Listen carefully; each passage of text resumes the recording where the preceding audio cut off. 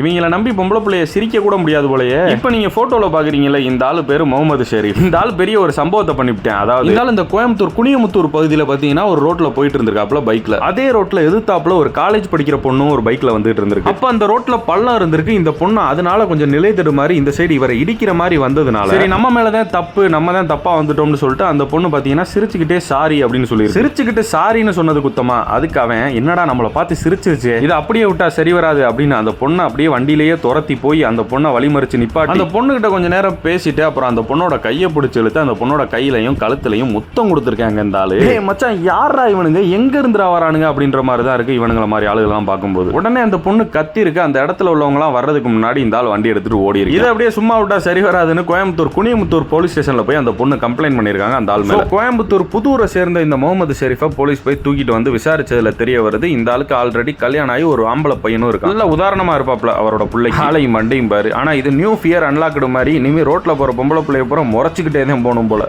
ஒன்று தெரிஞ்சு போச்சுடா, இந்த பிரபஞ்சத்துல உங்க மத்தியில இந்த உசுரை காப்பாத்துறது ரொம்ப சிரமம்.